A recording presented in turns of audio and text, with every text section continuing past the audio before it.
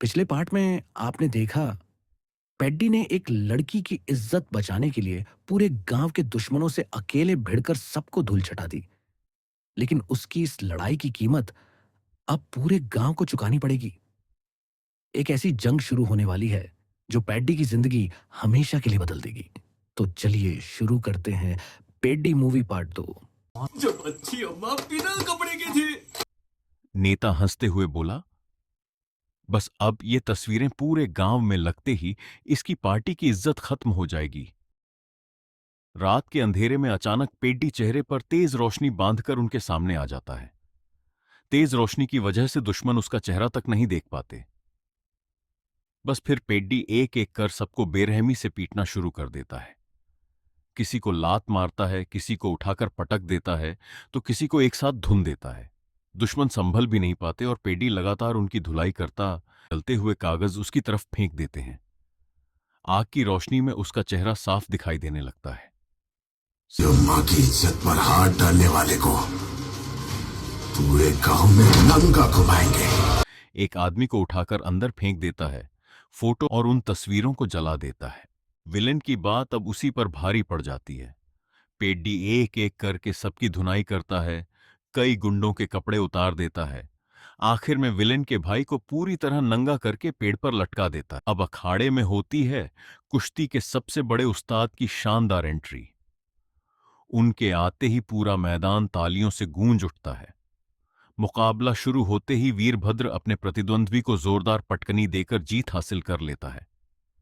जीत के बाद उस्ताद वीरभद्र से पूछते हैं, आप बताओ, इस कुश्ती में सबसे जरूरी क्या था? वीरभद्र जवाब देता है, हमें जीतना। उस्ताद मुस्कुराकर कहते हैं, नहीं, कुश्ती में सिर्फ जीतना तक की बोली लगती थी। आज विरोधियों की मिली भगत से उसके नाम पर सिर्फ 1 रुपये और 10 पैसे ही लगाए जाते हैं।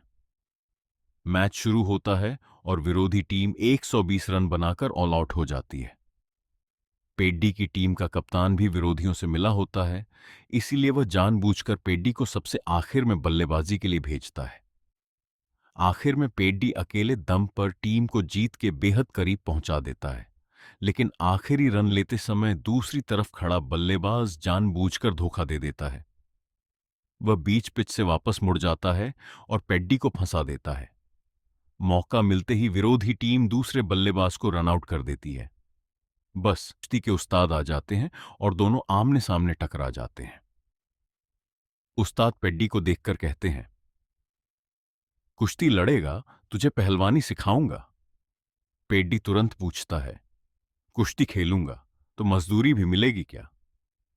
ये सुनते ही उस्ताद भड़क उठते हैं और गुस्से में कहते हैं, खेल कोई मजदूरी नहीं, सम्मान होता है, और तू उसके बदले पैसे मांगेगा? इतना कहकर वह गुस्से में पहाड़िया कहीं का बोलते हुए वहां से चले जाते हैं और पेड्डी भी अपनी राह पकड़ लेता है। हाँ साहब, उस दिन मैदान में पेड्डी का बेइज्जती हुआ और उसी दिन हमारे गांव में एक घटना घटी। देखते ही देखते पेड्डी के गांव पर कुदरत का कहर टूट पड़ता है। तेज आंधी, मूसलाधार बारिश और भयंकर तूफान पूरे गांव को अपनी चपेट में ले लेते हैं। तभी पहाड़ों से मिट्टी और बड़े बड़े पत्थर खिसकने लगते हैं। कुछ ही पलों में पूरा इलाका मलबे में दब जाता है। इस दर्दनाक हादसे में गांव के कई मासूम बच्चे मलबे के नीचे दबकर अपनी जान गंवा देते हैं। सीधे विधायक के दफ्तर पहुंच जाता है। हाथ जोड़कर वह कहता है, मालिक, बस एक बार सरकारी ट्रेन हमारे गांव में रुकवा दीजिए। 32 साल हो गए इंतजार करते करते, लेकिन आज तक एक भी ट्रेन नहीं रुकी। इसी वजह से अब तक 1008 लोग अपनी जान गंवा चुके हैं। इतना कहकर वह एक मिनट के लिए सरकारी ट्रेन हमारे गांव में रुक जाए। विधायक के पैरों में गिर पड़ता है और रोते हुए कहता है, साहब, हमारी इस मुसीबत का कोई तो हल निकालिए। अस्पताल पहुंचने तक का कोई रास्ता ही नहीं है, इसलिए कई लोग रास्ते में ही दम तोड़ देते हैं। और इसी धक्का मुक्की में विधायक की लंगोटी खुल जाती है। यह देखकर विधायक आग बबूला हो जाता है। उसके इशारे पर साथी उस बेबस बुजुर्ग को बेरहमी से पीटना शुरू कर देते हैं। इतना ही नहीं, उसके कपड़े उतरवाकर उसे घसीटते हुए कीचड़ में फेंक देते हैं। अपनी बेइज्जती और दर्द से टूटा वह बुजुर्ग कीचड़ में बेसहारा पड़ा रहता है, लेकिन वहां मौजूद कोई भी उसकी मदद के लिए आगे नहीं आता। मार खाने के बाद भी वह बुजुर्ग हार नहीं मानता और फिर से रेलवे पटरी पर झंडा लेकर खड़ा हो जाता है। तेज रफ्तार ट्रेन उसकी ओर बढ़ रही होती है, लेकिन वह अपनी जगह से नहीं हटता। लोग चीखते हैं, बाबा हट जाओ। तभी पेड्डी दौड़कर आता है और आखिरी पल में उसे बचा लेता है। ट्रेन की टक्कर से दोनों दूर जा गिरते हैं। यह देखकर पूरे गांव में चीख पुकार मच जाती है और गांव वाले दौड़कर उन्हें संभालने लगते हैं। पेड्डी का खून खौल उठता है। सूरी बाबा कहते हैं, मरना पाप नहीं, अन्याय सहकर जीना पाप है। बस यही बात पेड्डी के दिल में उतर जाती है। वह सीधे रेलवे पटरी की तरफ बढ़ जाता है। उसके पीछे पीछे पूरा गांव पहुंच जाता है। फिर सभी गांव वाले मिलकर रेलवे की पटरी उखाड़ देते हैं, उस पर केरोसिन डालते हैं और देखते ही देखते उसे आग के हवाले कर देते हैं। पुलिस थाने में पुलिस वाले कहते हैं, इसकी लाश लावारिस है, इसे लावारिसों की तरह जला दो। ये सुनते ही पेड्डी गुस्से में बोलता है, अप्पा सूरी लावारिस नहीं है। हमारे गांव से गुजरने वाली हर ट्रेन का ड्राइवर और गार्ड उन्हें नाम से जानते हैं। हमारे गांव का बच्चा बच्चा उन्हें पहचानता है। पुलिस वाला ताने मारते हुए कहता है, कोई पहचान पत्र है, कोई आईडी दिखाओ। पेड्डी चुप हो जाता है। तभी पुलिस वाला अपमान करते हुए कहता है, साला पहाड़ियां कहीं का। और पुलिस वाले अप्पा सूरी की लाश उठाकर ले जाने लगते हैं। लेकिन तभी पेड्डी लाश को कसकर पकड़ लेता है और किसी भी कीमत पर उसे ले जाने नहीं देता। अप्पा सूरी की लाश को सीने से लगाए पेड्डी वहां से दौड़ पड़ता है। कुछ दूर जाकर पुलिस चारों तरफ से उसे घेर लेती है। पेड्डी धीरे से अप्पा सूरी की लाश जमीन पर रखता है। अगले ही पल उसका गुस्सा फूट पड़ता है। वह एक एक करके सभी पुलिस वालों पर टूट पड़ता है। किसी को उठाकर पटक देता है, किसी को जोरदार लात मारता है, तो किसी को एक ही वार में ढेर कर देता है। देखते ही देखते पूरा इलाका उसकी दहाड़ से गूंज उठता है। केसरी उस्ताद गॉड नायडू के अखाड़े में पहुंच जाता है। के कारण हम सबके पांव गांव की तरफ बढ़े, पर एक था जिसके पैर दूसरी तरफ बढ़े। उसे देखकर एक पहलवान ताना मारते हुए कहता है, रुक, यहां खेल खेलने की तिहाड़ी नहीं मिलती। तभी पेड्डी जवाब देता है, हम यहां तिहाड़ी लेने नहीं, खेलने आए हैं। इतना सुनते ही पहलवान उसे उठाकर जोर से फेंक देता है। बुरी तरह गिरने के बाद भी पेड्डी फिर उठ खड़ा होता है और सीधे नायडू की तरफ बढ़ने लगता है। यह देखकर नायडू भी हैरान रह जाता है। उसके सारे पहलवान मिलकर पेड्डी को रोकने की कोशिश करते हैं, लेकिन वह किसी की परवाह किए बिना आगे बढ़ता रहता है। आखिरकार उसकी जिद और हिम्मत देखकर नायडू भी चौंक जाता है। उस्ताद नायडू पेड्डी की परीक्षा लेना शुरू कर देता है। वह सख्त आवाज में कहता है, जा, पहले कुंड में पानी भर। पेड्डी बिना कुछ बोले बड़े बड़े घड़े उठाकर कुंड भर देता है और सभी पहलवानों को पानी भी पिलाता है।